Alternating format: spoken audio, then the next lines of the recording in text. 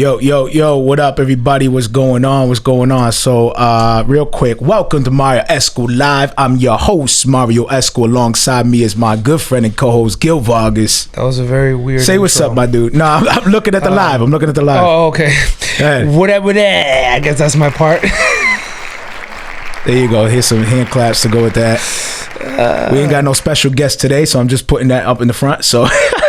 It's gonna be me and Gil chilling today. Real quick, everybody jumping in, join the email list, share the show. If you guys are blessed by the show and you like the show and you enjoy it, share the show. Leave a review for my podcasters listening. Purchase our products, man. You wanna support us? We got some gear. Marrio Esco Live Familia shirts are available at d2lproductions.com. That's the number 2. Go check that out. We also got shirts. These are not on the hold up, where are they? Oh, over here. These are not on the website yet, but if you guys are interested in getting them, they will be on the website soon. More theological rappers. Shout out to Grace and Glory. They hooked us up with a bunch of their gear. So I got one on right now. We got different colors and stuff, but we'll put that up on the website. Be on the lookout for that. What's up? Music available on the website as well. The website's going to be updated too. We're learning some things along the way. So the website will be updated, but it's going to be the same thing, d2lproductions.com. Yeah, the website name isn't changing. It's just the format of how the website looks. Yeah. So we're going to be flipping it up and updating it. So I'm excited about that. So be on the lookout for that gear. We're going to be updating those collections as well. Shout out to our partners real quick. Let's put it up real quick. Yes. And the list is expanding. God Over Porn, the Bar Podcast, the Prayer Plug, Rep the King Mag, Rap Remnant, the Bridge Radio, Critics, and of course, Death to Life. Of course, Yo, pretty soon we're gonna have to put those in credits. We're gonna just like the credits. Just like just scroll as we're talking. We won't even announce it anymore. Just let it just scroll. It's like half the segment is like just us naming. Hey, we're showing love. We like to show love, and we're looking for more partnerships as well.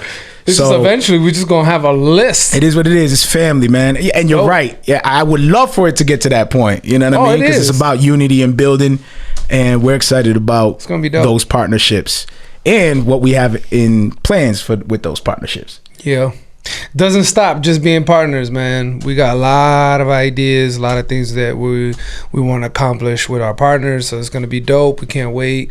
And yeah, man, that list is growing. I love it. I'm so super encouraged.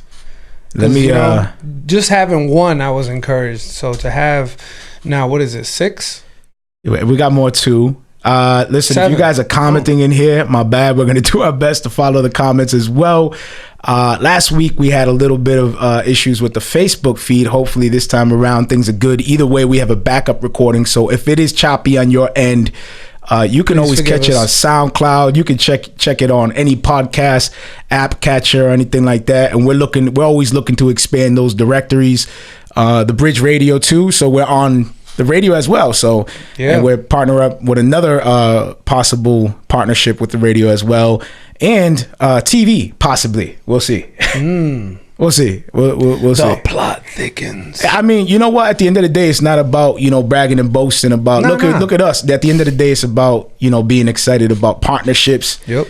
And so, yeah, that's what's up. Let me change this up real here. Cool. There we go. All right. That's what's up. So I don't know if you guys are chatting in here, but if you guys are, we're doing our best to follow along. Last week, recap episode 47. You down with GOP? We had Carmen and Gerard with us.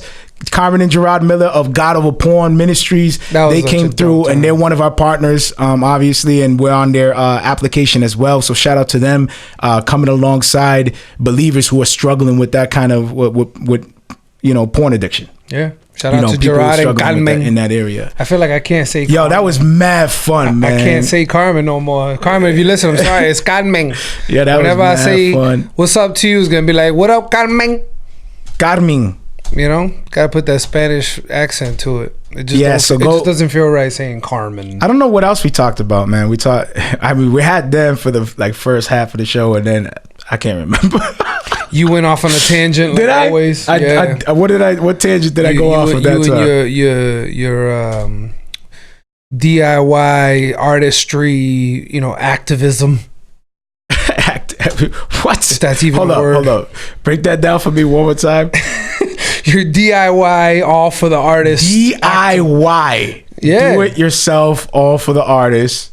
Yep. Like, Activism. Activism. Okay. Yeah. You that crazy dude that holds up picket signs like, oh wow, you just we aren't enough. Don't paint that enough. picture. That's not an accurate. That's you, bro. That's not an accurate picture at all, my dude. It is. That's how people see you. So what up, dude? So what up? How you doing, chilling, man? How you been? How was your week? It's been good, bro. I've been, really reevaluating a lot of things, in my household and in every aspect. You know what I mean? Like I basically want to get more busy, in providing. And Yeah. So what do you think about the Ron Burgundy podcast, for real? Dude, for real. There's a reason why I bring that up. I know it's hilarious. Random. Tell me for real. It's hilarious. It's one of my favorite shows. Why do you think it's hilarious? Because I don't know how to explain it, man. His sarcasm, the way he just comes up with random things to say that have nothing to do with the topics. It's right up my alley. I love randomness. I love that type of dry comedy, and that's Ron Burgundy all day, man. The dude is just hilarious. Okay, so how does that like humor apply through a podcast though? What do you mean? Well, at least because for me, when you're watching him like on TV, you're seeing him act, with his mannerisms and whatnot. For me, you're always listening to where is he gonna go with it. Like, do you think that's improvised or do you think that's scripted? For real, I think a lot of it is improvised and some of it is scripted. Well, he talks about his writers. He gives a shout out to his writers, his producers. Just like his movies, he gets a script, but if you watch any of his blooper reels, he'll have 7 things that he says before they actually get the real one. Gotcha. Because he goes with it. He just goes with it. You think they're doing that with the recording? Most definitely. So they got mad different cuts. And I think yes, because the dude is crazy. Like, he just thinks and just says things. They give him a guide. Like, okay, you're gonna talk to one of them was Deepak Chopra. Like, he's a guru. Yeah. He's like, this is the guideline I want you to go with, but in between that guideline, do Ron Burgundy. What Ron Burgundy does. Yeah. And that's Ron Burgundy. Yeah. He just says stuff off the cuff. He just plays that character and just improvises. Just says whatever. And it's hilarious. Well, he probably goes with a script, but then also does his thing. Yeah, he's improv. Sticks with it. The dude is an improv genius. He came from Saturday Night Live. That's what they did.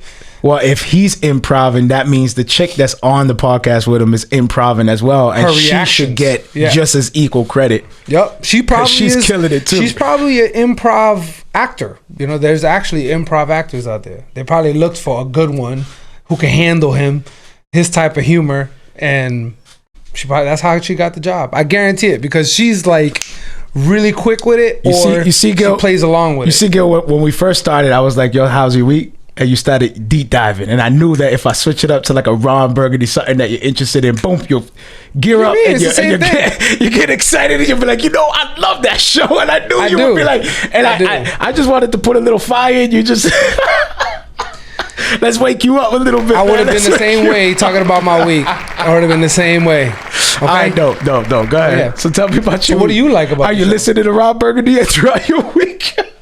I haven't listened to him this week. No. This week I just been jamming in music. I've been music. Okay. Oh yeah. Share with me some of the music you've been listening to. Well, today my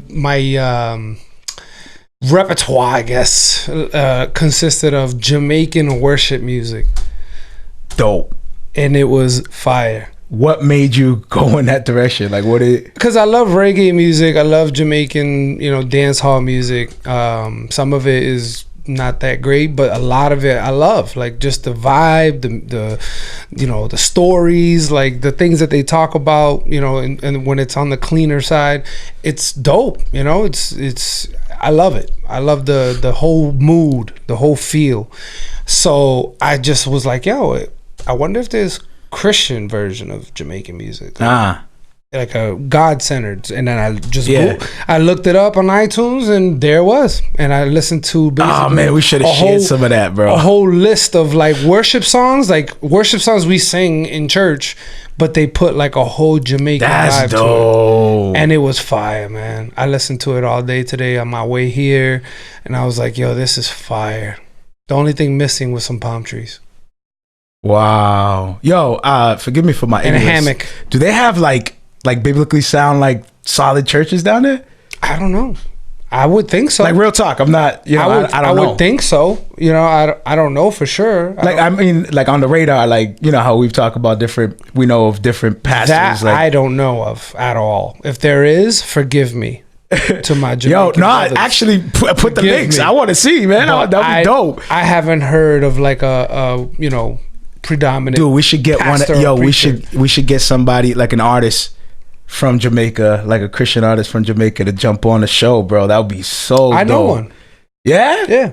So what are you doing, bro? Like, well, I didn't know you wanted to do that. What do you mean, man? Like, we're trying to. Okay, what are you talking about, man? And he actually just released his. I think it was his first single, and it's pretty dope. Oh wait, that's the kid that you were singing with before. Yeah, I met him at on my vacation with wifey, and he's pretty dope.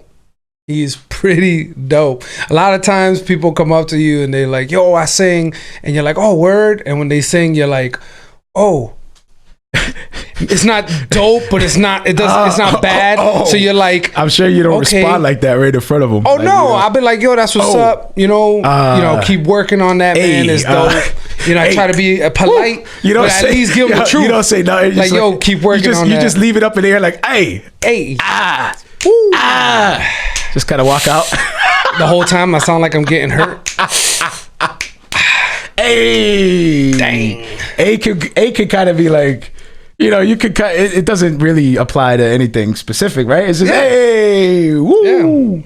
Man. Wow. Yeah. Even wow. Wow. It can go both ways. Wow. Now I know all those times that you were hearing my tracks. I gave you one of those. You were like, hey. Woo. I thought you were like, yo, you killed it. I'm out, man. No, say no more. I didn't know it was, dude, what was that? And then you yeah, but the thing is that I'm telling you the truth at the same time. Like, yo, man, keep working on that. That's foul. No, you know so that skit that we did that one time, skit that we did with you and Manny in the background, man. My bad, y'all. Listen, it's a busy week, man. We didn't know we were gonna talk about this. Real talk. There's no way you were gonna be that prepared. We should be quick on our toes to like pull that up like instantly. You know what I mean? I gotta work on that. But anyway, that would be so dope. Anyway, that skit we did with Manny in the background. Oh, you doing the motivational speech? I'm editing the audio. And you guys are like judging my mix, and you guys are like, that one. Can you? No, you were the engineer. I'm the artist. You're the engineer, and Manny's my dude. Manny's like my hype man, my dude. Yep. And we're like, yo, what's up with that mix? And you and Manny are like, and then you do some things, and you're like, oh, okay, what about this? Now it's fine. Nah, then you do it again, and my whole vocal track is straight cut, and it's just the instrumental playing. Completely cut his vocals out. And you guys are like, yeah. That right there is flipping out, like, yeah, that's the mix, that's it. Straight strip my whole vocals off the whole track. But that was constructive criticism. Yo, real talk, they do that though. Real talk, like if you're like I remember in the past where, you know, you get into the studio and you have a bunch of artists. Either you have two studios like in the same spot, or you got a studio upstairs, downstairs. So there's mad artists, like you're always seeing artists as you're walking through, right? And then you got a few that you know you recognize, and they're like, yo, let's collab. So right there on the spot, you got like 3 artists all collabing on your project. And then when they bounce, like everybody just in the moment is like, yeah, we know that was dope, and everyone bouncing. You're like, yo, strip, take that whole entire thing. Take those tracks, please. Take those verses right off of that, man. All over again. No, but real talk, being fully transparent, it happened to me as well. See, I haven't been in that many ciphers. Rappers are always looking to collab, man. I've only been on one cipher. But I'm not a rapper. That's probably why I haven't been in a lot of ciphers. Why you singers? Man, singers move differently, bro. It's crazy, right? Singers are like relaxed in the background. Nowadays singers are beefing though. Nowadays. Oh yeah, nowadays they move differently because now they I think it's because the whole singers what's the word I'm looking at? Stigma is like singers are soft. Yo, I So didn't a lot of these grab new my coffee. Go ahead, keep going. My bad, bro. I got that's just something you emergency definitely want to text say to- out loud. emergency text. Man, to I wifey. forgot my coffee in the kitchen I need while my I was coffee brewing it. ASAP. Oh man. Time to text. See, this is why you need a team, man. Goodness. Where's my team at? Oh my gosh. Go ahead, So, my yeah, bad. man. See, now I forgot what I was saying. Sorry. So No, singers. How come you guys singers. don't? You guys don't. They- You 'cause guys they hold the move soft completely stigma. different the soft stigma. than People rappers think do. the singers are soft, so now everybody wants to fight now. All the new singers are, starting trouble with everybody. I'm like, why? Oh, so it's like to prove or something like prove Yeah, yourself. like singers are soft. Like, oh, you well, singers. nowadays singers are rapping too.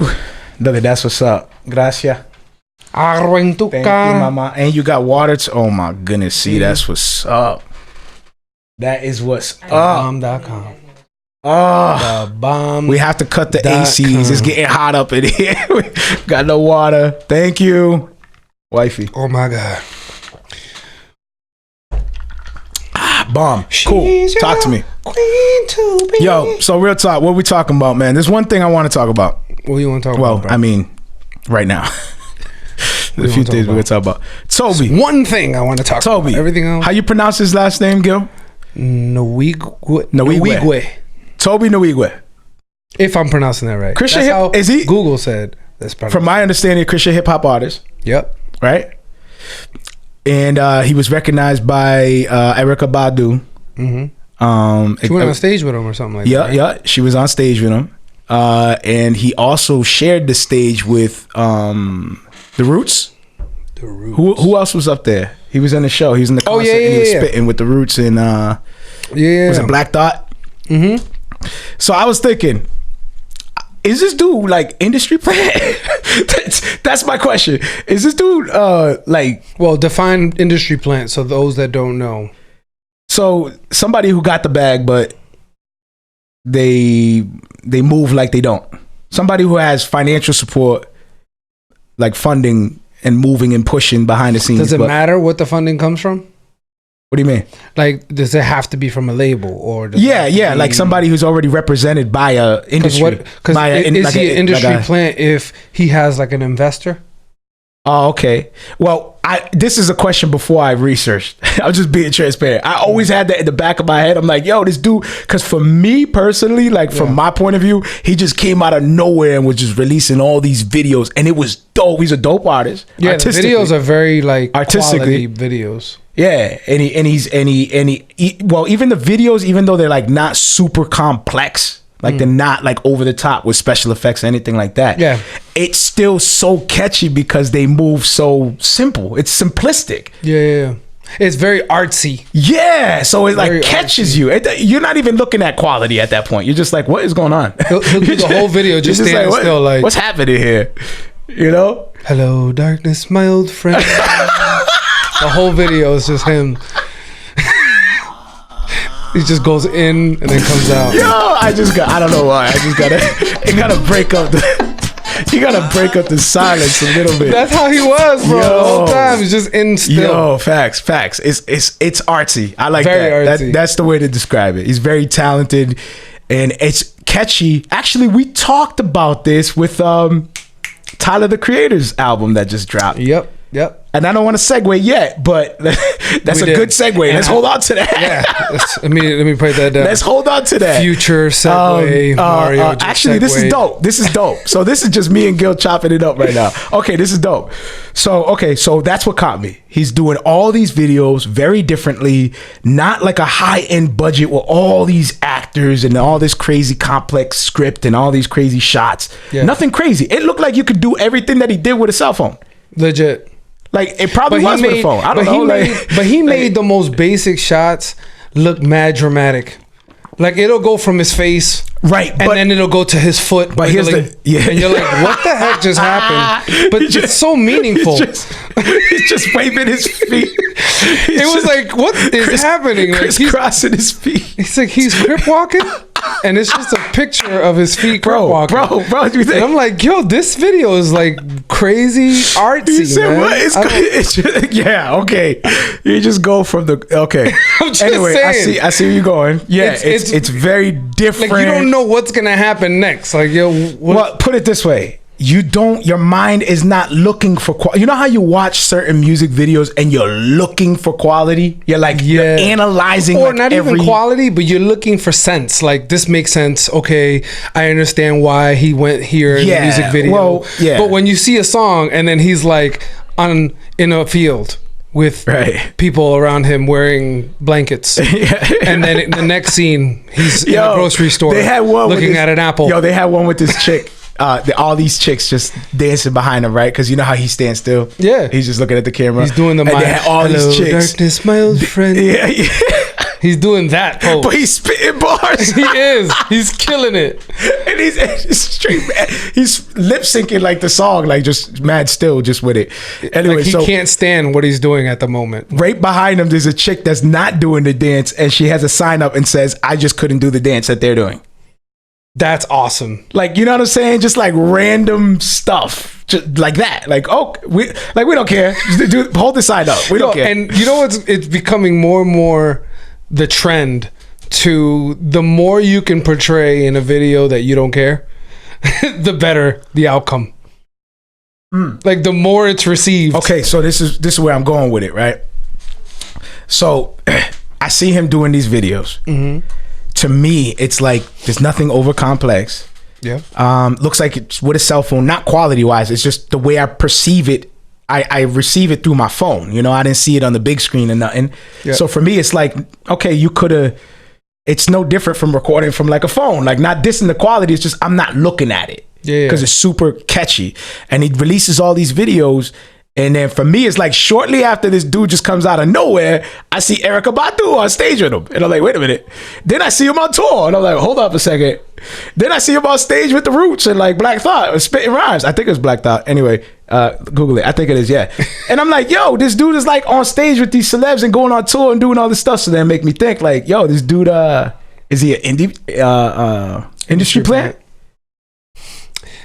I mean, I don't think he is. Is that me hating? Am I like secretly? No, I'm not trying to hate. I think that a lot of these, because if he was an industry plant, I think that the industry would have chosen someone younger, which is usually what they do. Oh, they would choose because of the longevity of the artist. I don't know. That's a hot take. No, I'm saying like the business. I'm thinking business wise. It's not personal.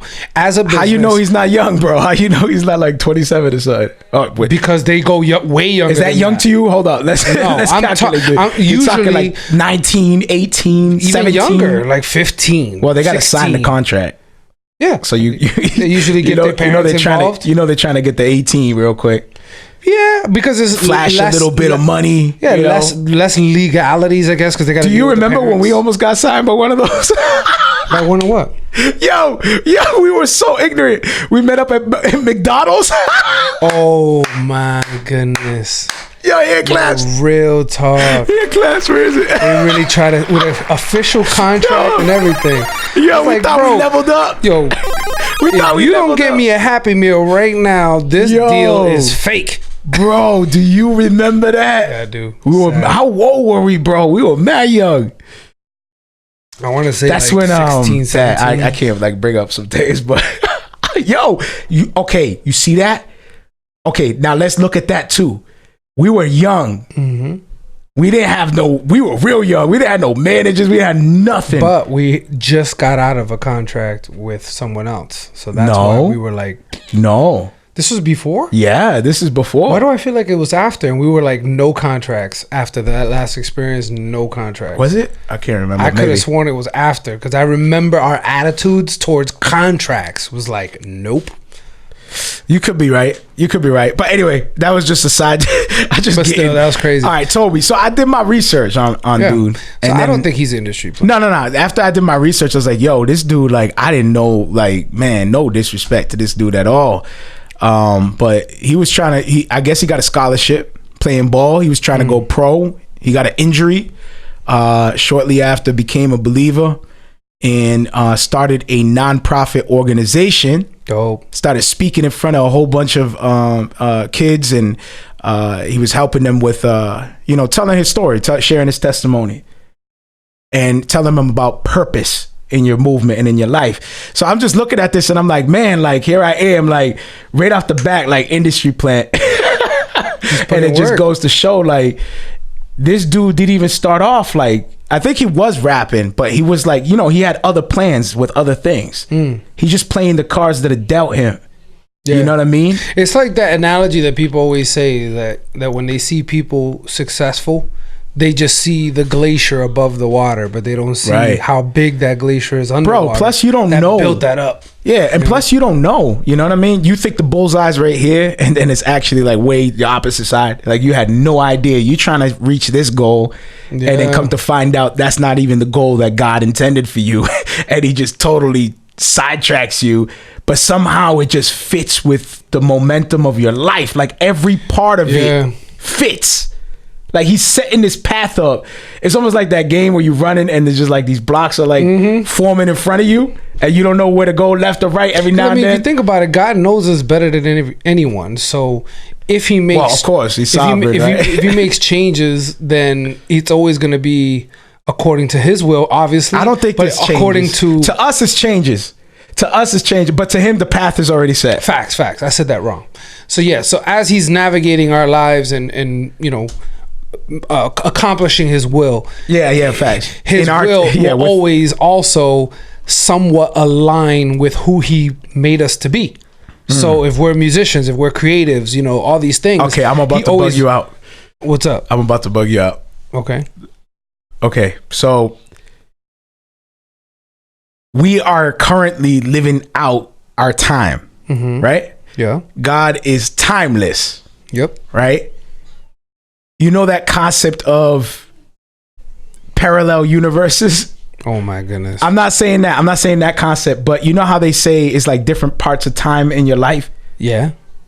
Like those are like unfolding moments of your life, sort of like frames per second. Those are different variations. Yeah. So in a way, are we like timeless? Like, are we living timeless, but we just don't know it? Like in our conscious, we're living present, but in our reality, we're living timeless. Because he knew us before. Dag, man, you blowing my mind right now. You get what I'm saying? You got to rewind and say that slow. Okay, so he knew us before we were in the womb. Okay.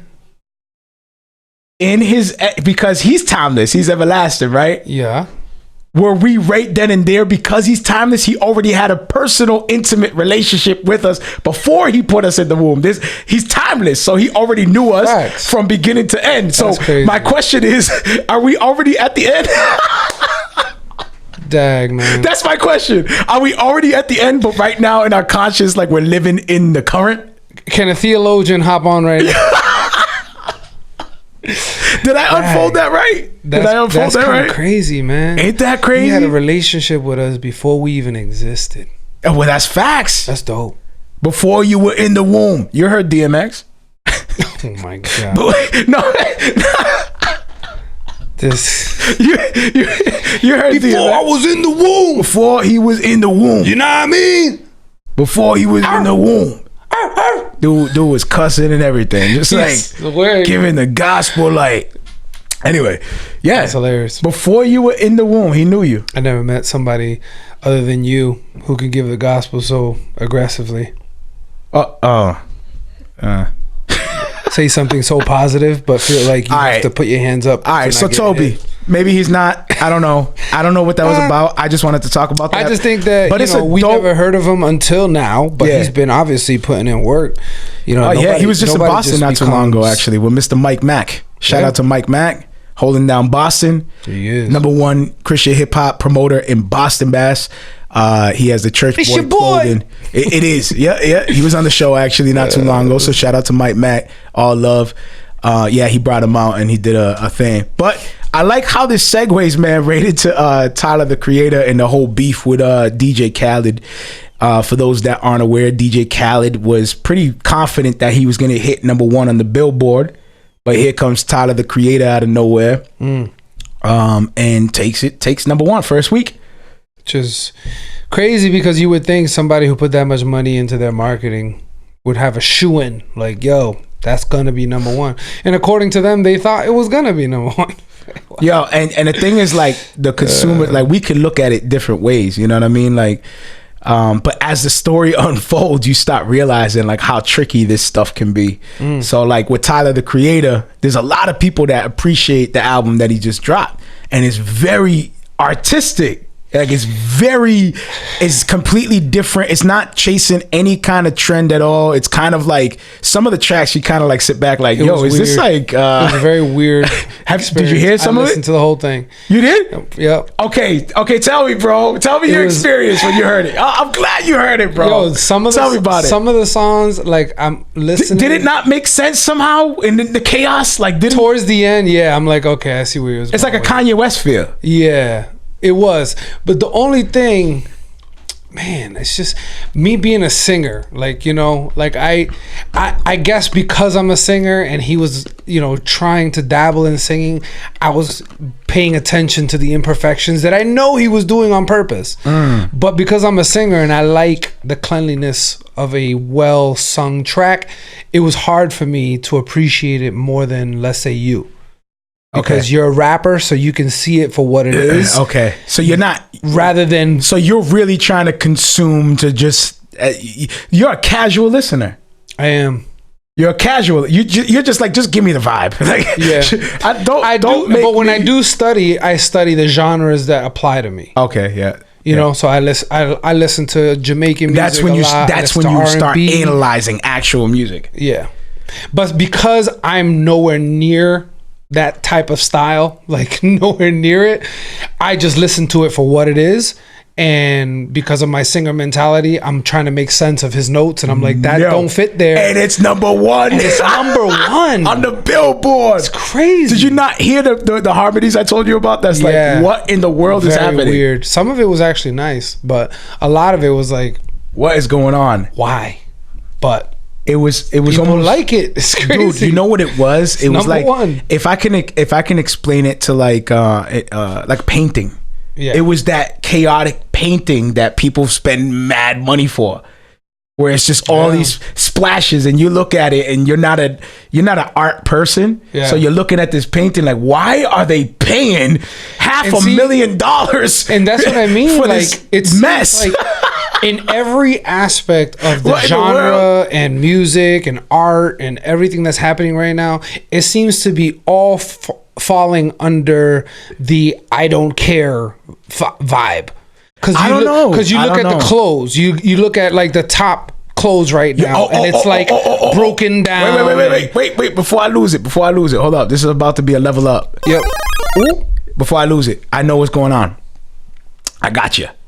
So the reason why we say it's chaotic is because it doesn't fit within the grooves that we call the industry standard.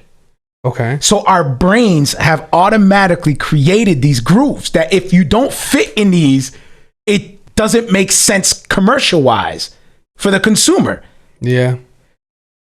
But what if art is not within those grooves? What if Tyler, the Creator, was saying, forget your rules and your standard, and in that, he's kind of communicating, I could kill this if I wanted to and fit in those grooves, but I'm not.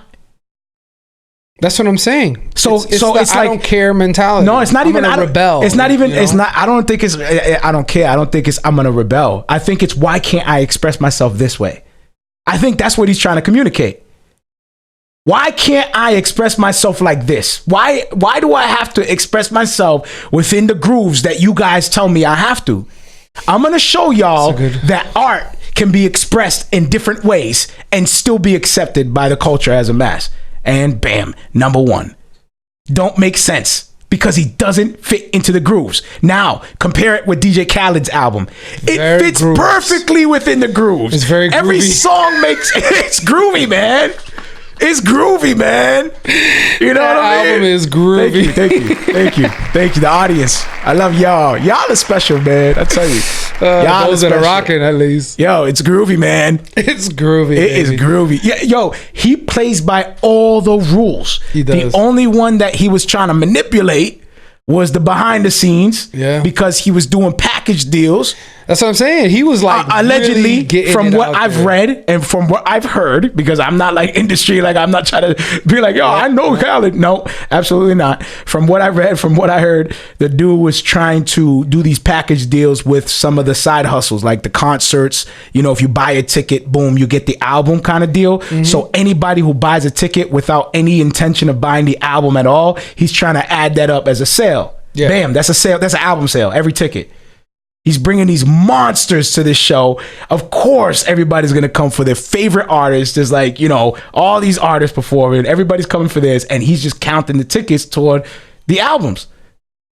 Then I think what the approach should be like, if you come to the show, you get an exclusive price that you won't find anywhere or something like that. And still track it with the I think they do track barcode. Yeah, but because he bundled it with a product like the energy drink or shirt or whatever he bundled it with, you can't keep track because it's not a purchase of sale. It's not, you know what I'm saying? They're not scanning the barcode, so they don't know. He's trying to track it with a sale of an actual object, but he's tying music to that object. That's what I'm saying. So it's not. No, that's mad sneaky. It is sneaky. That's what I mean. Sneaky. There's no way to physically track the sale of the music because he's selling a product and the music comes with it.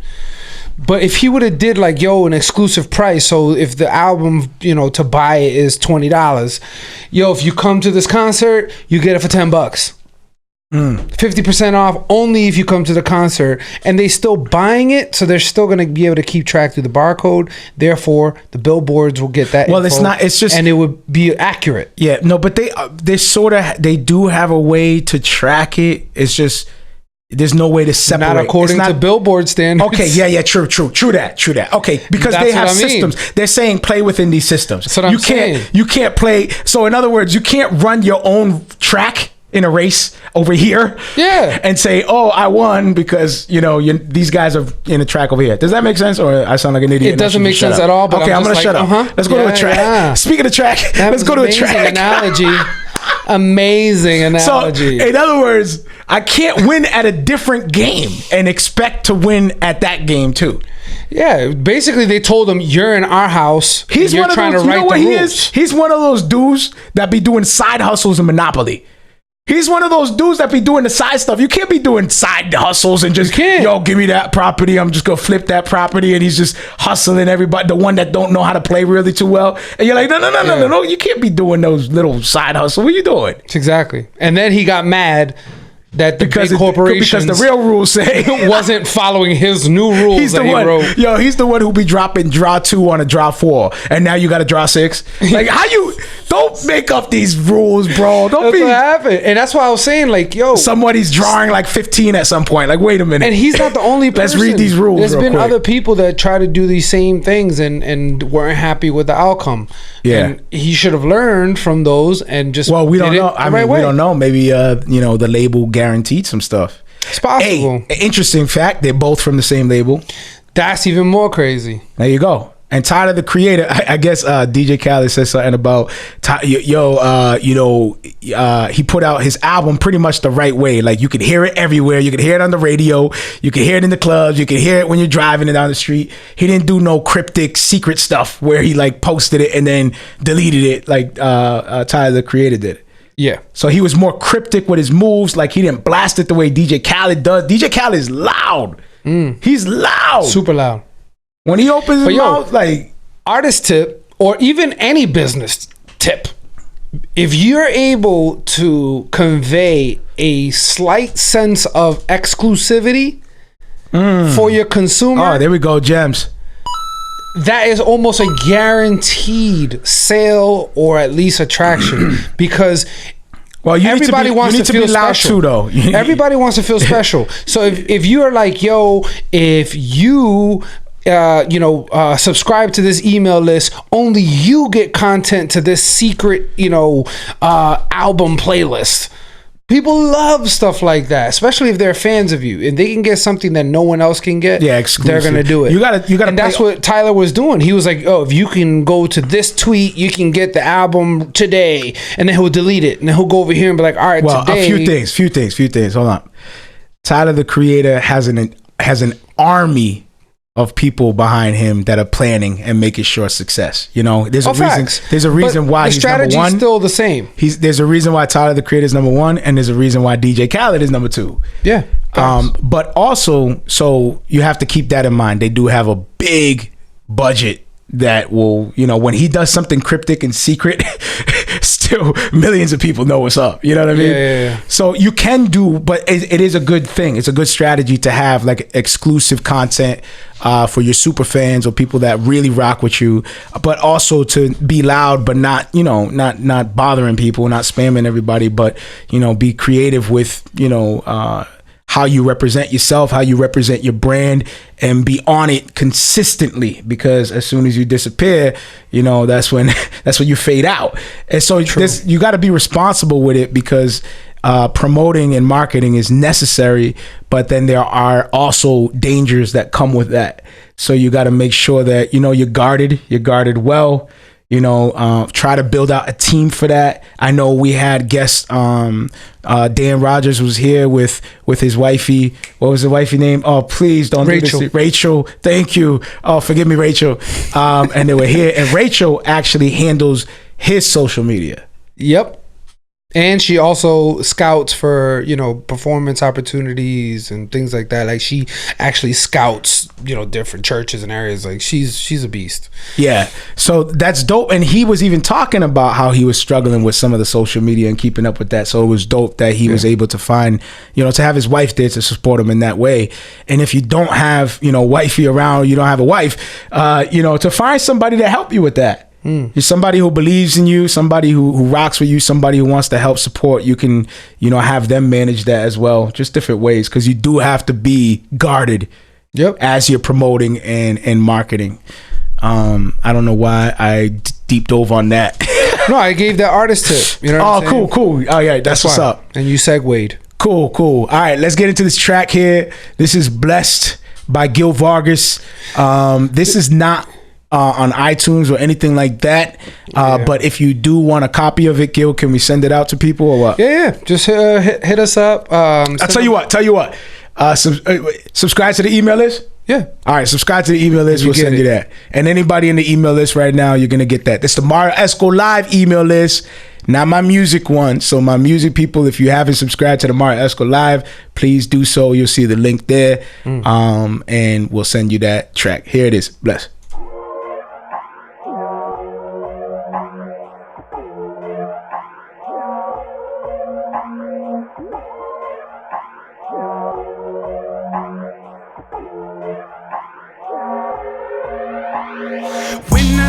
About your goodness, I can only think that you're the only one that could ever do this. Took me from nothing and turned me into who you wanted me to be. All along, guess I was running too long.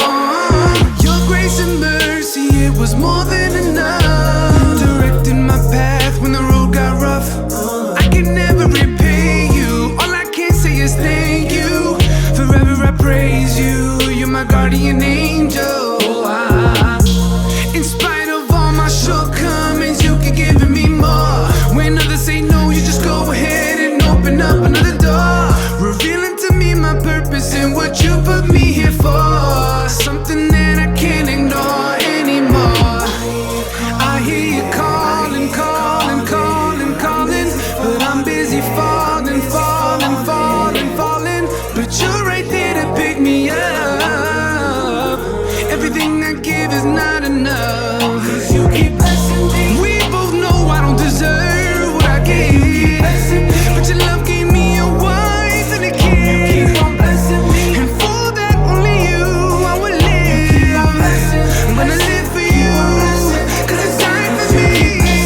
We both know I don't deserve what I gave, but your love gave me a wife and a kid. You keep on blessing me, and for that only you I will live. I'm gonna live for you. You keep blessing me. I can remember so many times I didn't understand what was going on and ask you, Lord, why. Leaning to my own understanding, not considering the planning that you had for me. You set out a path for me. I had to let it go. I can worry no more. of my steps. You can show me what's next. I can't even worry about it. How can I ever doubt it? It didn't happen for a reason, and due time is my season. I believe him and he blessed me. We both know I don't deserve what I get, but your love gave me a wife and a kid. You keep on blessing me, and for that only you I will live. I'm gonna live for you, cause you died for me. We both know I don't deserve what I get, but your love gave me a wife and a kid. You keep on blessing me, and for that only you I will live. I'm gonna live for you. You keep blessing me. I hear you calling, calling, calling, calling, but I'm busy falling, falling, falling, falling. But you're right there to pick me up. Everything I give is not enough. You keep blessing me. We both know I don't deserve what I get, but your love gave me a wife and a kid. You keep on blessing me, and for that only you I will live. I'm gonna live for you, cause it's time for me. We both know I don't deserve what I get, but your love gave me a wife and a kid. You keep on blessing me, and for that only you I will live. I'm gonna live for you. You keep blessing me. Of our shows. Oh, my bad. Hey, what's up? What up? You're the one that pressed the button. Yeah, and what you up? talk. What up? What up? We're talking about one of our shows. Yeah. You keep on blessing me. You see, Oh, did I could do inspire that. you for a quick second? Did you what? Did I inspire you for a quick second? Yeah, I feel like I want to Because sing. you were Right like, now. keep on blessing me. You keep on blessing me. Man, dude, yo, how we doing? How we doing out there, man? Y'all enjoy that? Yeah, that track. That's Bless. Tell us about the Bless. It was Let me get the link for y'all. I'll get the link, yo. Don't worry about it. I was going through some things, you know, and a good friend of mine, Amandi Music, blessed me with that track. No pun intended. Wow, he kept on blessing you. And he wrote that song. I recorded it That's where Brent turns it off. Like, oh, come on, guy. You like, with my see? manager at that time, which was Joseph Stevens, JoJo. He helped me release that track. It's a dope track. I love the track, but I never released it, you know, just due to the separation with the manager and all that. All right, You know, I'll put I didn't the want to link. step on toes, so I kind of just kept it, but releasing it for free. You guys, if you want to keep a copy of it, just put in the request through the email list, and then we'll send it to you, and Dope. you get to enjoy it. dope. Hope you guys dope. like it. And what's coming next after that, bro? People are waiting. People waiting for what? Oh, for music? Yeah. I have one more song to finish, and I will have my next EP ready to roll. It's along those lines, like of Blessed, like this track you just heard. It's a newer sound. It's gonna be dope. I'm excited. Yeah, I can't wait for you to finally get into the booth and record. I just, I mean, I only got one more song. It's not like I got mad work to do. Yo, time flies, bro. When are you releasing a project? I don't know, man. I'm still working on it right now. I still need to finish a few more things before I can even get into the booth. But the Lord is teaching us some things, man, as we're Facts. moving along, and it has something to do with Death to Life Productions, man. Why don't we talk about that? Yeah. Death to Life Productions is pretty much a vision that Gil and I had to, produce content. Gil, could you cut that AC, please? Oh, my bad. I forgot about that AC. It gets hot. It does. It's hot in here. I'm only sweating or whatnot. But yeah, so we're learning as we go along because we're independent and we're trying to set up this. We are I said this in other shows too, so I'm not going to drag it out, but we wear a lot of hats and we're trying to understand all the moving parts. So long story short, there it is.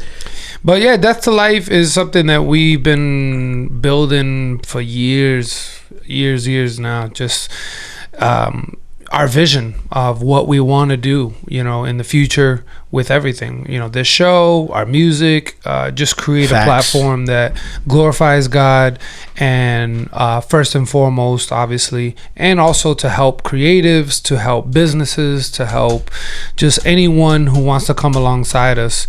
Matter of fact, journey. let me show you something. This is a good segue into this track right here, and then we can finish up, just chop it up freely. But since we're on this topic and talking about death to life and whatnot, and we got this track lined up, music video. A lot of you guys are familiar with this, so but we also have a new audience and a new reach with all the partners that we have. So it's a good way for people that aren't aware of what we're involved with to become aware and become familiar with what we're trying to do. So shout out first and foremost to my good friend and director of this film that we're going to show, Dan Rosario. He's the one who really opened my eyes to film and the power of film, you know, and how you can communicate a really complex story, not only with music, but just visually, man. So, you know, he told us, don't hold back. You know, come up with the concept, write the whole thing up, and let's take a look. So me and Gil went through my album at the time, Gospel Tracks, and Spiritually Dead was the first one that came up. And Gil was actually the one who zoned out and was like, bro, for some reason, I don't know why, but I see a detective working a case. And right when he said that, my mind was just like, boop. And then we started bouncing ideas back and forth. I went home, I wrote. He told me to write all the lyrics on one side and like the story on the other. That's usually how all our ideas come up. Yeah, it's just like bouncing we back just and talk forth about a theme, and then it's just like vomit. Yeah, bam, bam, bam, bam, bam, bam, bam. And then next thing you know, man, I hit the pen to the pad, man. I just started writing, sent it his way. And of course, he's more familiar with writing, scripting, and budgeting and all those things. Yeah. So he's able to cut and shape and do whatever to the script and, you know, make it 10,000 times better. And this is what we got right here. Spiritually Dead. I can't wait Part for you 1. guys to see it. Yeah, here we go. This is what started the whole hunger for being in film. Spiritually Dead. Here we go. A serial killer is on the loose in the area, murdering 3 women in the past few months, and police say that they believe it's only a matter of time before he strikes again.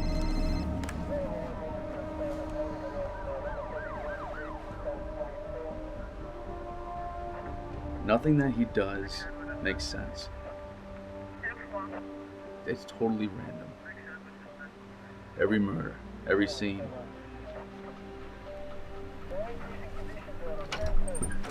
Lieutenant, we got another one.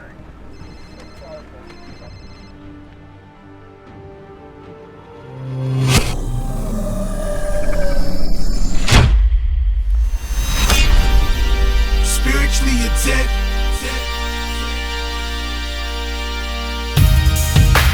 Spiritually you're dead. Love enough to tell the truth, never regretted what I said. Believe, turn it back, believe. Turn it back, believe. There's no time for debate. Eternity is waiting. We're born as sinners, rebels on the first day. From our birthday, in need of his mercy. And his grace, seek his face if you're thirsty. For forgiveness of your sins, that's what you should first pray. Cause your heart's filled with darkness, colder than both poles. Yet they're seeing it good, but that's not what their soul shows. If you don't know the holy word of God, it'll leave you exposed. Living as foes, enemies of the most high who we oppose. But I suppose you're a saint, not in need of this holy grace. Never needing forgiveness, you're in a perfect place. The state denial, capital self-deception. Hell is awaiting every sinner without Christ, no exceptions. He demands perfection, only one achieved it. If you're not regenerated by the Spirit, you will not receive it. So I'm praying that he gives you ears to hear and eyes to see it. Cause the punishment is eternal if you don't believe it. Believe me. Spiritually you're dead, love enough to tell the truth, never regretted what I said. There's no time for debate. Eternity is waiting. Turn, repent, believe. Turn, repent, believe. Repent, believe. Turn, repent, believe. Repent, believe. Turn, repent, believe. There's no time for debate. Eternity is waiting. We're living living amongst the walking dead. Cause anyone without Christ already made their beds. Sleep on it, wake up, I'm praying you rise. Speaking no lies, only Christ can give you the eyes to recognize who you are in light of scripture. Do you get the picture? No celebrations for strikes, we're not that kind of pictures. We're trying to hit you in the heart, split you apart, using a double-edged sword known as the word to show you that you're in the dark. He is a rock, God in the flock, the way and the truth and the life in the dark. Spiritually dead, only through Christ is life, whether you believe it or not. Pleading you stop, listen to the words that I am spitting. It's so much more than written rhymes through his word. He makes us Christian in submission to his scriptures, according to his sovereign will. Nothing can make us richer, his holy words my spirit fill. So what you need to do is beg for his mercy. Pray to the Holy Father, read and trust in what his verses say. Spiritually you're dead, love enough to tell the truth, never regretting what I said. There's no time for debate. Eternity is waiting. Turn, repent, believe. Turn, repent, believe. Repent, believe. Turn, repent, believe. Repent, believe. Turn, repent, believe. There's no time for debate. Eternity is waiting. Turn, repent, believe. Turn, repent, believe. Turn, repent, believe. Repent, believe. There's no time for debate. Eternity is waiting. Turn, repent, believe.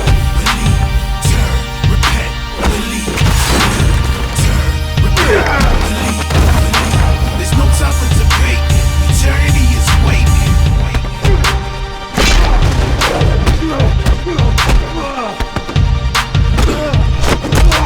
There's no time for debate. Eternity is waiting. Turn, repent, believe. Turn, repent, believe. Turn, repent, believe. There's no time for debate. Eternity is waiting. Turn, repent, and believe.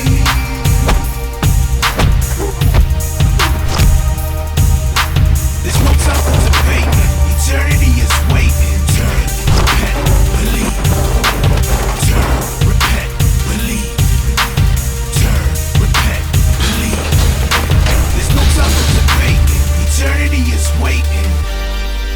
Yeah. See, I was at one time spiritually dead because of my sins, because I was a Gentile without the law. But God has brought me to life with Christ. God forgave me all of my sins. Colossians 2:13.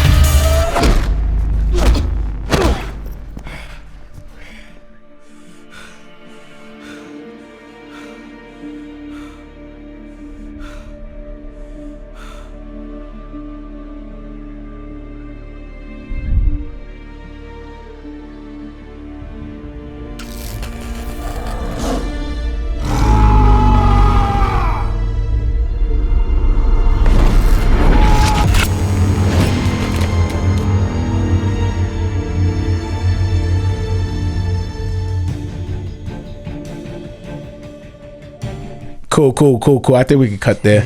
Me and Gil are having another podcast outside of the podcast. Oh, really? like normal. That's how we normally do. Hope you guys enjoyed that, man. That video's fire. Dope. So what was your favorite part about that video, man? Why don't you tell me, since you weren't there? I was there for this one. What are you talking about? No, you were not there. Who's the one that helped you push the snowblower in like 4 feet of snow? Wait, you were there for that? Yeah, I was right next to you. Oh, it was part 2 you weren't there for. But part 1 you were there. Dude, I was in the video. In the beginning. Where were Lieutenant, you? we got another one.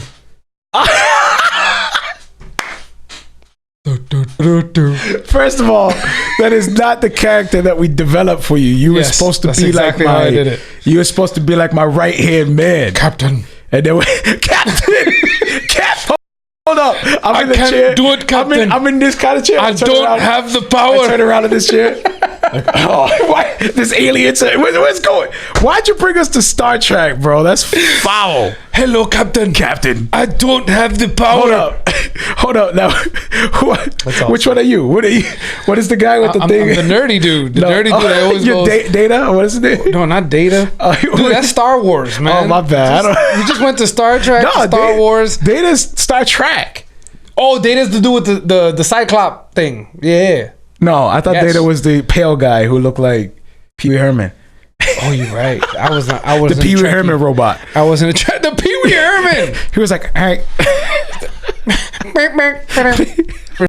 Said anything. It brings you back to the Power Ranger days. Remember that when you were into that big time? Yo, what's crazy is that we were well into high school and you were still into that. Like when you used to do the play fights in the hallway, bro, I was just like, what in the world, man? Like that's why it took me a while to really... First of all, you're mistaking Hold up.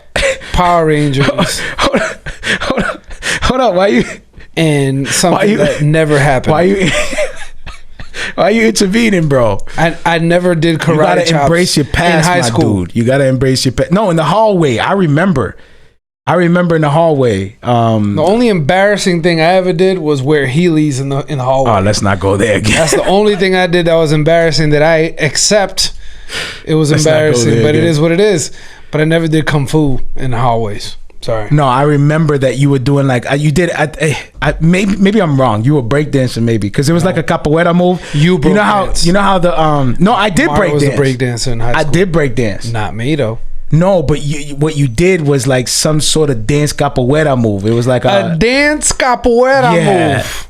You did some. I remember, and everyone's like, "Oh!" Like when you did it, and I was just like, "Oh, Where did I do it? Gil. I need Gil does context. capoeira in Where the was I? hallways. He does In the hallway? This dude rides the rails on it with his Heelys in the hallways. Yeah, man. All I was right, so hardcore. this dude was I was trying to find myself. You were literally that dude. You know that movie that was it Adam Sandler's where they had the Spanish dude who's everything. He's the gardener. He's the pilot, like the island pilot. Yes. He's everything. I was that He has guy. a restaurant. Like you were. I remember you in a fashion show. I remember you singing at every single event.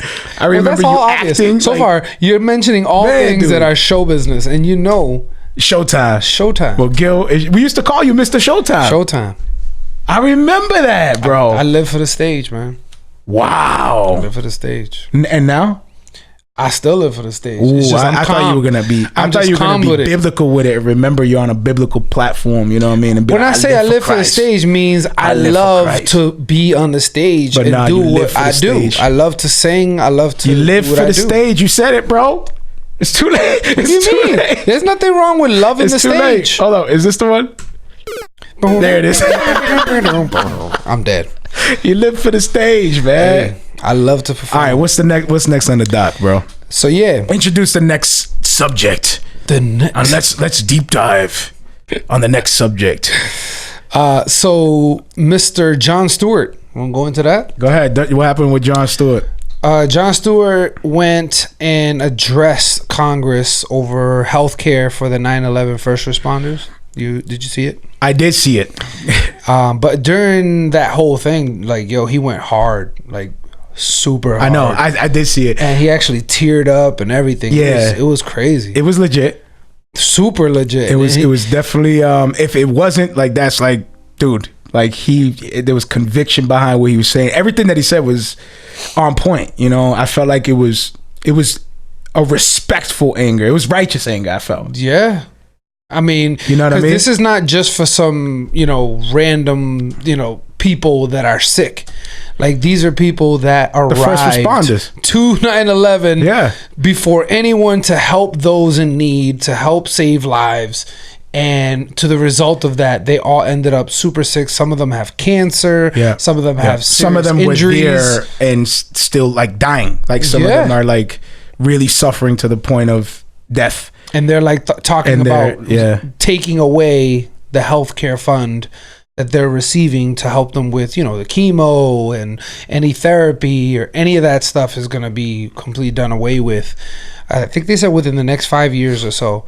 And the whole room was filled with, all the first responders, and even talked about people who couldn't make it because they literally are so sick they can't even walk. Wow. So yeah, he went hard. He went super hard. The fact that they're American, because I guess I didn't know this, but one of the things that they were saying is that, oh, that's a New York problem. And he was saying like some of the first responders weren't from New York. Like there was people from all over, different states that came down to be a first responder as well. And because New York technically, that's another reason why they were like, this is getting out of hand. This is too expensive. We can't really be helping all these people. And they were making excuses throughout. Oh no, it wasn't the it wasn't the pile of stuff that was everywhere that was getting everyone sick. That was proved wrong. And then he was like, well, maybe it was, but now that we know, we can't really afford it. So it was like excuses all the way up into it, and then now they're just trying to get rid of it. So he was just really mad that it just seems like the United States is not coming together to love these people. Forgive me if I don't know, but Jon Stewart was a late night host. Comedian. So was he as well, and he used to talk about politics too. An activist, yeah. He's so an activist. So he is like an open activist. Yeah. Oh, okay. Yep. He's a comedian and activist, as well as a host. So what is he like? What does he represent? What do you mean? Like, what is his position in that as an activist? Like, what is he an activist for? In this issue? No, well, not just. Is this the only thing that he's representing, or has he always been involved with? I didn't know he was an activist. I knew that he was a smart political man because, a lot of the stuff that he talks about are politics, but I didn't know he was an activist until I saw it under his name. Because, like, legit, like, I just saw this thing come up. Yeah. On my news feed somewhere. I just saw it and all right, let me check this out. And I clicked it. And I was like, oh, that's Jon Stewart. And then when he started like saying his speech, I was like, whoa, like where did this come? I thought it was going to be hilarious. What? Like I thought he was going to be making jokes. It was like, oh my goodness, bro. Like that speech is like going to be quoted for like years. Like that's something that's going to always be there. Yeah. And like, you read the comments and everybody's like, wow. It doesn't matter what side like you're on politically. Nothing matter. Like that speech was everybody was moved by that speech. Just full of conviction and you can tell that facts. It was not a speech to get views. Right. It was legit. The dude got choked up a few times. Yeah. You don't get choked up on fake, emotion. And the dude choked up a couple times. It wasn't once. It was a couple times. Maybe even a few that what he was saying affected him to the point where he couldn't even really fully articulate it. Yeah. Speaking about personal friends, that he knew, it was crazy. It was a really encouraging speech because not only does it speak the truth about how the United States has been handling this whole thing, or at least New York, but as well as how we should respond. Right. How we should look at these types of situations and want to do more. I don't know if it's because we're getting older, but I've been noticing a lot of people standing up lately. Yeah, I've been noticing a lot of like within like in politics, like standing up. I think a big part of that too is because of social media. Now we're able to see more. But I think that also because of social media, people are more willing to open up. People are getting braver. Yeah. To speak up and really speak people their feel mind. Like they have a voice. Yeah. They're like they're being heard. So I guess there's man, it's so tricky, dude. It reminds me of like the verse in the Bible where it talks about how even when you want to do good, sin is still not too far behind. Yeah. And how you can have all the right motives to go, represent this cause, but even then like still get tripped up. With unrighteous anger or whatever, or just trying to win, and doing whatever it takes to win. You might go in with the right motive to help people, and then opportunity. I'm not saying him. I'm just thinking about how it applies to us. Yeah, like just even us, like with death to life, and just analyzing everything from afar. Because I remember that judge came out. Was it the judge? Remember we were talking about, she came out, she's like, just tell the truth, just tell the truth. Oh yeah, but the Smollett case. And now all these documentaries are coming out, right? Like on different TMZ. T.I. just came at TMZ. Yep. Because TMZ did a report on, I think it was his sister. Yep. And because they they went ahead and released some of the results that the autopsy person found, their conclusions or whatever. Yeah. And it kind of led people to believe that she died of an overdose. Right. Because they found traces of right, and that was and basically what he was saying was like, she's not a celebrity. Yeah, exactly. Like, why are you reporting this stuff about someone who has nothing to do with anything regarding entertainment? Fame or entertainment. Yeah, like, I am literally because that's his sister. Right. So like, that's literally the only thing they can. But my point is, here comes T.I. publicly like rebuking them really and telling them, they actually apologized. Yeah, I know that, and that's what I'm saying. Like, you're seeing a lot of this happening now. Like, people are opening up and speaking up against things that are wrong. Podcasts kind of like there's a bunch of podcasts out there that everybody's trying to give you the secrets to move forward, whether it's entrepreneurship, literally a how-to on everything. Like, you can start a business. There's no, you know what? And this is to us too. This is to us too. But anybody listening to this right now, there is literally no excuse on you not starting a business now, today. Because you literally can get the blueprint for anything on YouTube. If you email marketing, I want to sell bananas, dude. Anything. Go on YouTube and say how to sell bananas. There is a guru for everything. Everything. For real. There is somebody out there ready to teach this. There's a whole bunch of hustlers out there. And yes, you got to be careful and cautious about who you do business with, because some of them are just sharks that want to fill up their pockets, and they're going to fake, that they're experts in a certain thing and just bait and switch you and bam and take your money. So you got to be careful, verify everything. But there is a bunch of people out there in almost every niche right now. Fitness, bam, there's a whole community for that. Entrepreneurship, bam, whole community for that. Yo, even my father-in-law, Dungeons and Dragons, my father-in-law won't even take his car to get fixed because he's like, put it on YouTube. Put on YouTube. I go on YouTube and I face it. Yeah, bro, I know. Yo, major things that you would have to do to a car, and they literally teach you on, at least if you have the equipment, you could do it yourself. Change an engine out. Yeah. Like crazy stuff. Fix an axle. Fix an axle.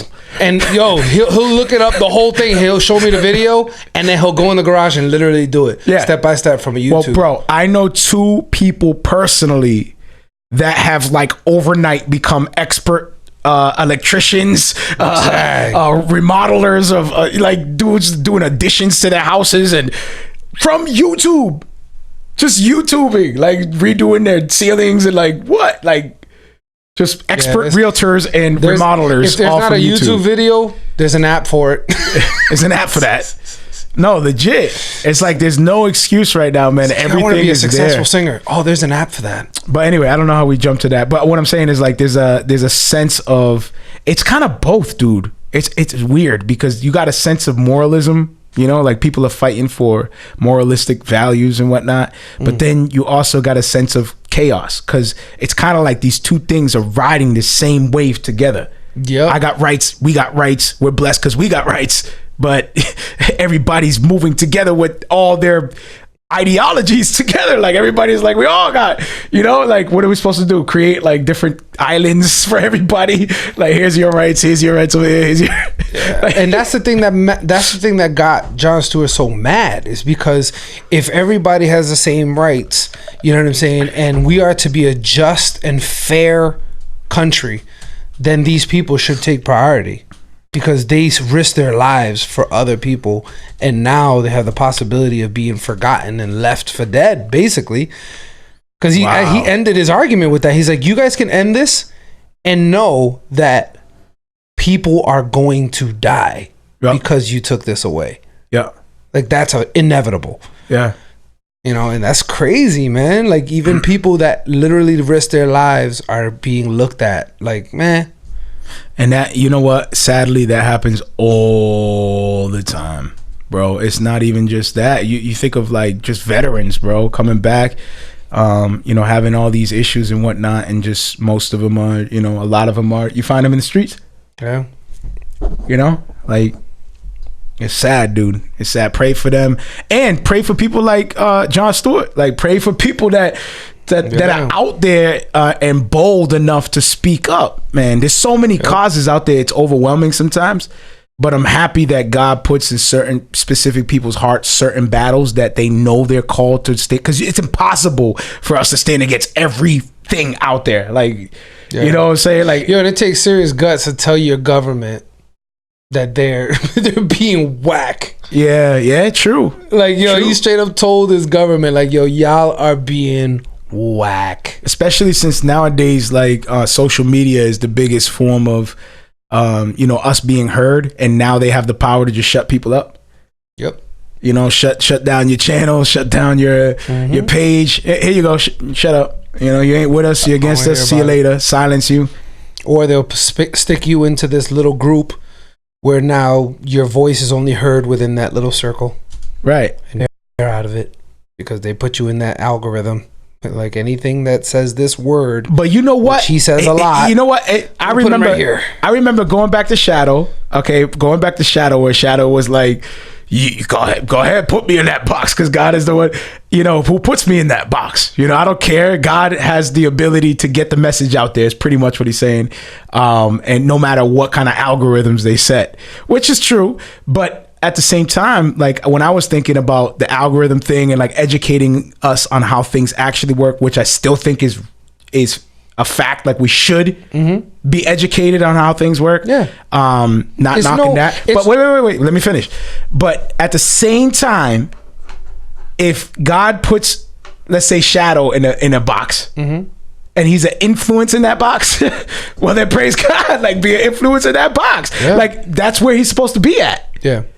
So like just find your thing, like find your calling. Don't feel you know what, for the person that doesn't have a strong zeal against something that somebody else might have, don't feel like you're less than that person. You get what I'm saying? Like, yeah. Like some people have a bit more zeal for certain things than others. Yeah, and don't feel like you're less because you don't share the same. I mean, we should all hate things that are sinful and unlawful and whatnot. We should hate those things. But it's just like a person that says, "Oh wow, this person has such a zeal to preach. They're probably used by God more because all I do is like to sing." Right. That's, you can't find your lane. Yeah, you know what I mean? Like find your lane, but and don't compare to other people's lanes. What we were talking about that day with Shadow was respecting the systems.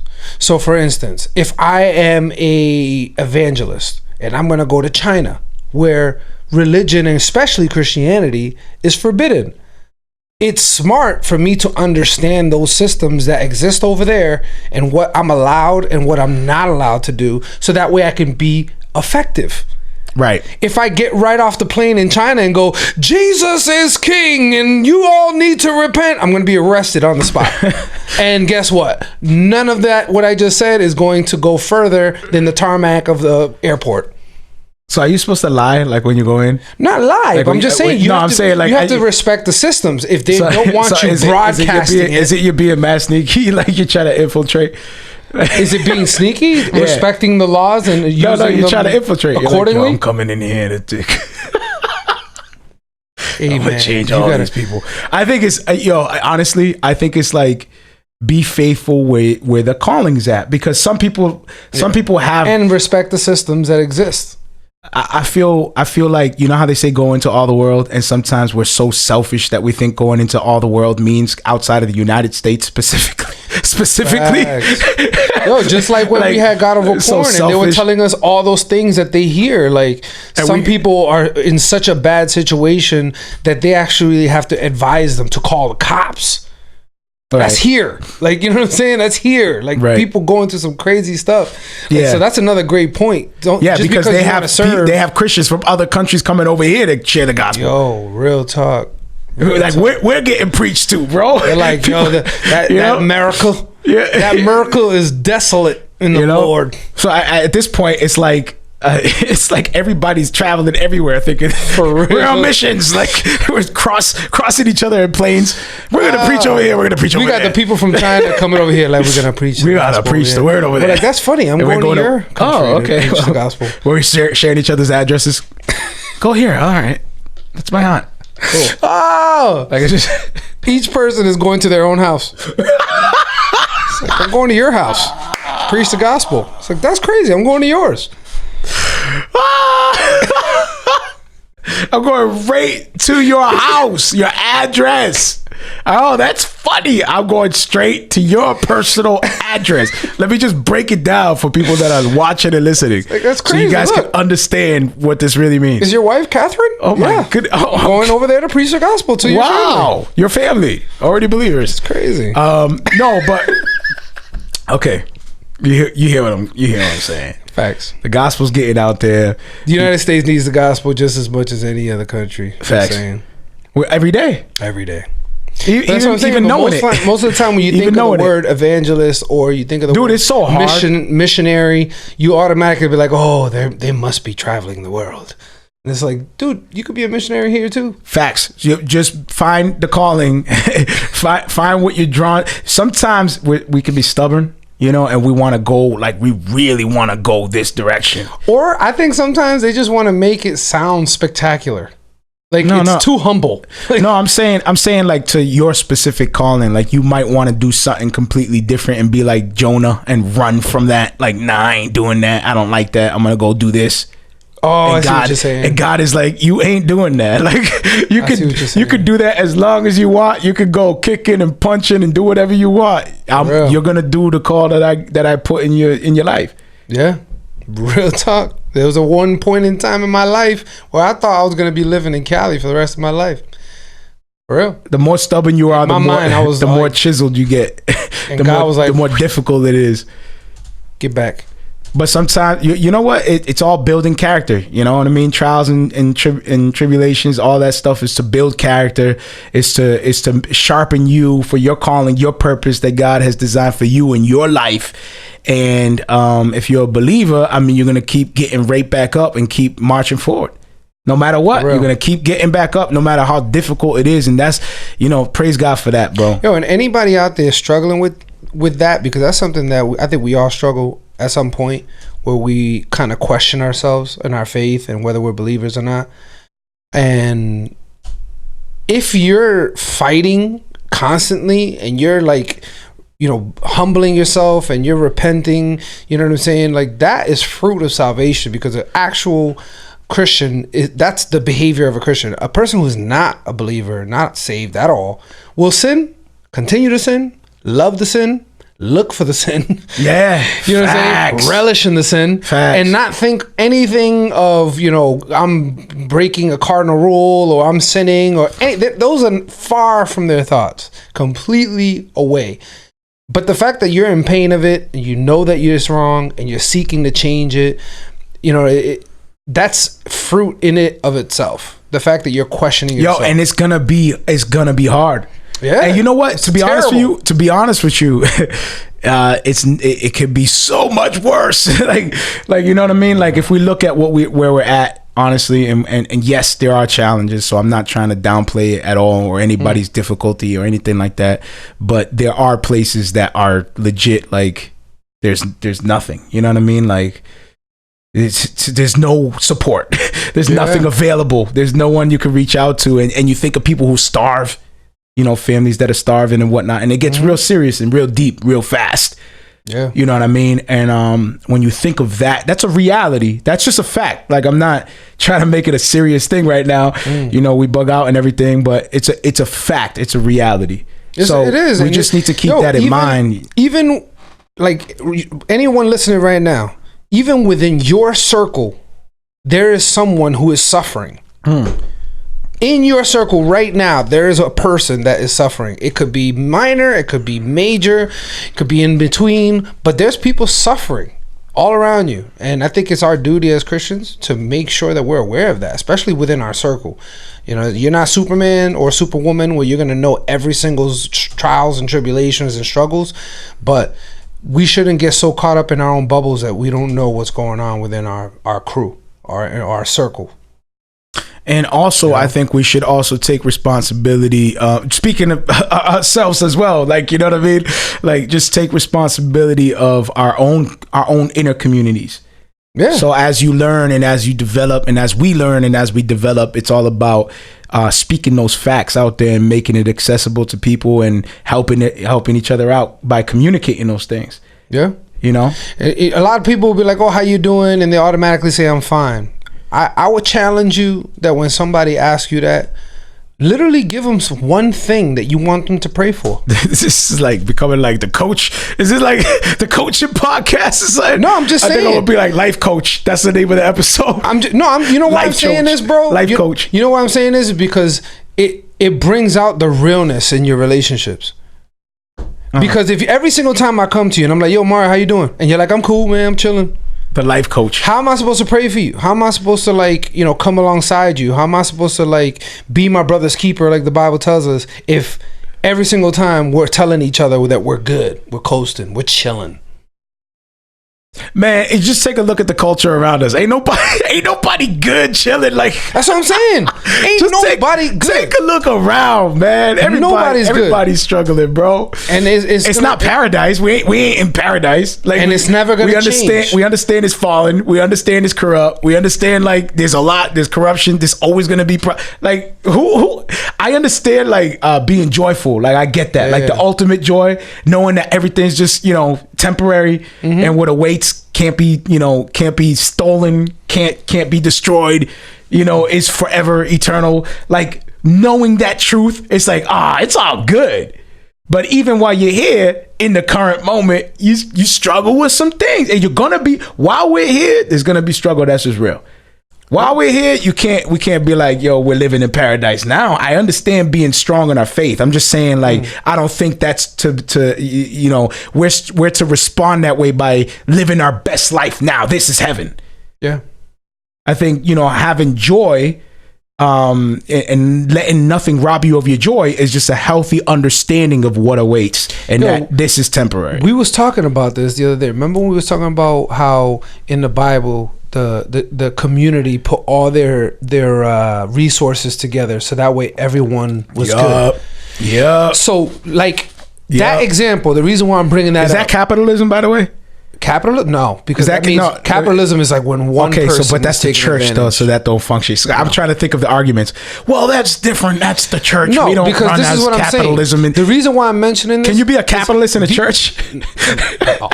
Well, you can. Can you? You can. That's where you get the prosperous churches, the big mega churches. Can you be a pastor and function as a capitalist in your own church? Is it good to monopolize? That's the question. Is it good to monopolize? Yes, you can. A religion?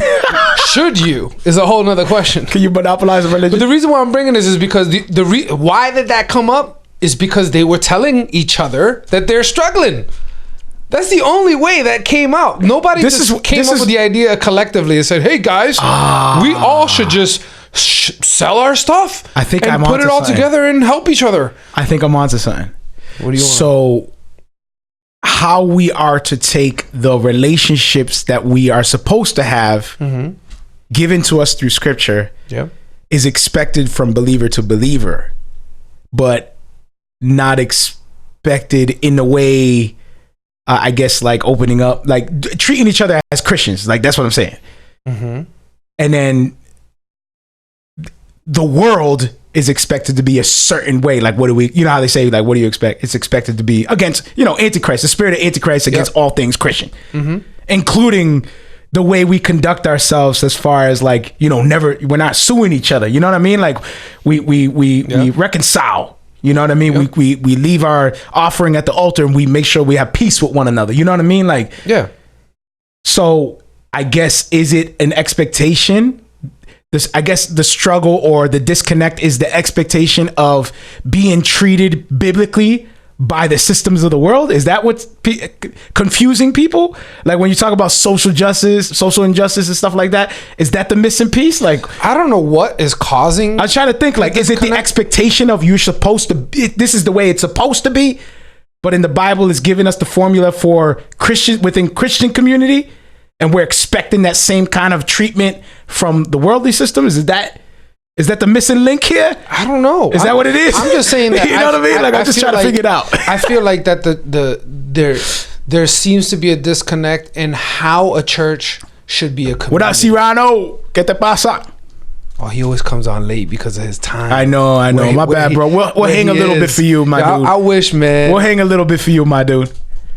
Brothers, what up? Yeah, what up, Serrano? So I'm not sure where the disconnect is, but it's hard for me to see, and it seems like maybe it's just because of funding. Maybe the mega churches are the only ones that are able to do this type of stuff because they have a lot more funds to work with. I don't know. Yeah. Because I mean, the church example, that's super extreme. That literally everyone sold everything they had and put it into one thing and distributed it evenly so that everyone's good. Like, that's super extreme. I don't think anybody would do that nowadays. But there seems to be a disconnect because I don't know, man. There's a lot of hurting people out there. There's a lot of hurting people, and I feel like they should speak up more, so that way the community can become stronger. I wouldn't know anyone is struggling financially unless they told me, and it sucks because that's a tough thing to talk about. To tell like the church, hey guys, guess what? I can't pay my rent this month, so. Like, a lot of people feel weird about that. Like, you're asking for handouts or whatever, but who else is better to ask than like your church? It's supposed to be that way, bro. That's what I'm saying. It's supposed to be like, but then I guess they use the systems. You know what I mean? Like, hey, whose fault is it? You know, so you reap what you sow. Go handle that. Go check for loan forgiveness or something. You know what I mean? Like, you reap what you sow. That's the That seems to be. It seems like the system, we're so entangled within all these systems that it's almost like it's almost impossible to live in it's not that it's impossible to live biblically. I'm just saying, like, there's certain things that we're just stuck with. You know what I'm saying? And I don't want to say like, all churches are like things this. that we're stuck with. I don't want to say all churches, because there are certain churches that do help financially for a lot of people, and I've heard a lot of stories from different people who've gotten even vehicles from their church.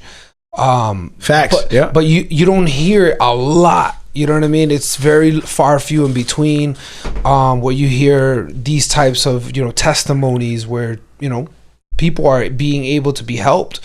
I don't know if it's maybe a financial crisis, that there's just too many people in debt. And I mean, if you think about the banking system, and not to try to go all crazy with it, but if you think about the banking system, and then they're charging interest, and everybody's getting these loans, and then they're charging everybody this interest, at some point, where's this interest coming from? Like, that's just obvious.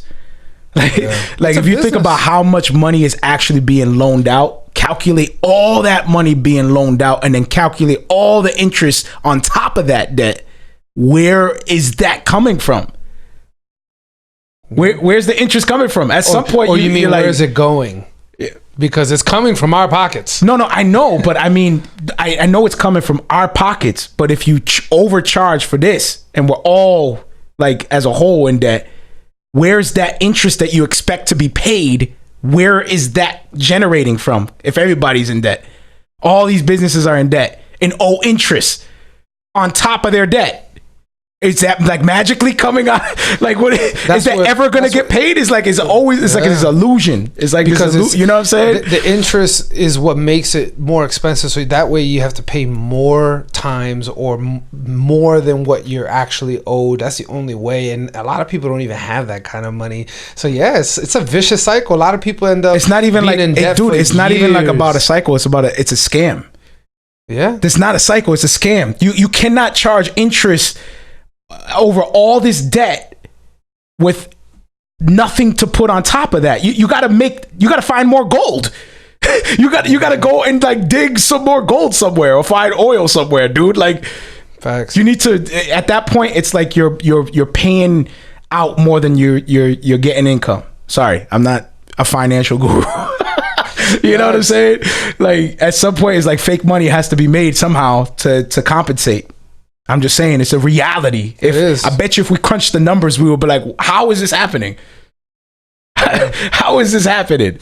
But it's happening. I mean, it is. It's happening. If you do your research too on how credit bureaus work and the laws and how credit reports are reported, and there's a lot of stuff that they do that they get away with because it's unquestioned. You know, a lot of stuff that will blow your mind, that you wouldn't even believe me. You know, if you do a little bit of research and find out like how your credit report is affected, the things that affects your credit, it's insane. It's nuts. And that's the reason why a lot of people will stay in debt forever too, because it's a lack of understanding. Yo, and I'm a hypocrite for this, but I'm gonna put it out there anyway because we're talking about it, and I know it's a good book, and I know it has great advice, and I need to read it. So I'm not saying it because I'm the master of it. I'm saying it because I need to dive back into it, and I have it, and I'm doing poor at with it. So it is the Dave Ramsey. What's it called? Dave Ramsey. Okay, I'm gonna find it. I'm gonna find it because I'm not gonna leave it. But like that's that. how dope we are with finances that we. Dave Ramsey. Here we go. Where is it? Where's the book? Go ahead. You talk. Yeah, I know another book that you guys can look into is Credit Secrets. Here we go. Total Money Makeover. Total Money Makeover. Total Money Makeover. Dave Ramsey. But that's a budgeting book, and it shows you also how to get out of debt. One of my favorite. It is my favorite quote from his book is "Live like no one else, so that later you can live like no one else." I am just realizing and waking up right now to that because I feel like God has been walking us through this whole journey. You know what I mean? Like, and I feel like it kind of it started way in the past, but I feel like where it really shifted gears was Spiritually Dead Part 1, the video we just shared. I feel like that's where it switched gears on me. And then because I got introduced to film and I wanted to get really wanted to break into film, and I was encouraged by brothers to make investments and learn the camera gear and all that. And then I started doing that. Like, I feel like God throughout this journey has taught us gear and, we're doing the live and all this stuff that we're doing. And, now we got the recording studio. I feel like the whole Death to Life Productions thing, the services and what it takes to produce this content visually and audibly, like, I feel like the Lord, we transitioned through that. Yeah. And now it's like, okay, finances, like get you know what I'm saying? Like if you follow the show, literally, if you follow the show all the way from the jump, you can watch the whole growth. We talk about all this stuff, networking, building relationships, the importance of those relationships, support CHH. Where's it at? What's going on? Like it's dead. Literally, like it's all growth throughout the whole thing. And it's dope, dude. It's dope. And for those of you rocking with us, man, I'm just sharing a real moment. And you're hearing my voice right now, and that's what's up. Yo, real talk, man. I appreciate you guys for real. This is just a real moment. Like this is not off the show. Like this is just a real moment. Unscripted. Real talk, man. I know a lot of you that hit me up like after these shows and building with me and whatnot and always asking what's the next move, what are you doing, yo, I appreciate you guys for real, and I'm hoping that we can get to a point where we can expand this. I do have visions and ideas and things that I want to do, and we're working on it. We're constantly working. Constantly, every day, dude, there's at least 3 phone calls, there's text messages, there's emails, there's it's been the busiest I've ever been in regards to ministry and like a production, like a partnerships, networking, building. It's been dope. It's been a dope journey, and I'm excited about what we got coming up ahead, and I'm excited about the new partnerships, new relationships. Anybody hearing want to reach out to us, music at marrioesco.com, 2 R's on my name, Instagram, Facebook, wherever. We're looking to unify, we're looking to build up, we're looking to cross promote, do whatever, like just build up, build awareness to everybody's brands together, man, and just build up a market, man. Yeah. You know what I'm saying? If you guys want to help us out, like Marrio said in the beginning of the show, we got merch, you know what I mean, that you can rock. So it's not just you giving money, you getting a shirt that you can rock and, share the show. Those are ways that you can help us out. Yeah, like I said, we got these shirts, more theological, what does it say? More theological rappers. On behalf of Grace and Glory, thank you so much. We got this shirt too as well. different colors and whatnot. I'll put it up on the website, D2L Productions, the number 2, D2LProductions.com. Check out the shop there. And if it's not there, just hit me up. If you really want it right now, just hit me up. Let me know, and we could work that out. And if you do get the shirt, please send us a picture. Word. With you rocking the shirt. We would love to shout you out, and we'll share the picture on the show so everybody can see you with your new swag. Dope. Yeah. All right, y'all. We passed that time. We did. And I think we rocked it, man, with no special guest, man. I think we just had a good convo. I wasn't do our thing, man. Some of these topics, like, I wasn't expecting to touch, but I'm sure I'm gonna listen back and start laughing and call you and be like, yo, Gil, that was dope. Like always. All right, y'all. Thanks for rocking with us. Till next week, we do have a special guest next week. We were supposed to have somebody today, but they couldn't make it. But yo, real talk, some of the people that we have coming on board with us, I'm really gassed about, really excited about. And we're always blessed with the guests, man. We're hoping to anyway, I'm gonna deep dive on visions and dreams. So I'm excited. Till next week, grace and peace. We love y'all. We love Take y'all. care. Peace. If you're listening on the podcast, be sure to check out my Facebook music page, Marrio Esco 1. Again, 2 R's in my name, the number 1 at the end, Marrio Esco 1. Be sure to like and follow that page because I like to give updates on who I'll be interviewing and leave a description on what we'll be talking about.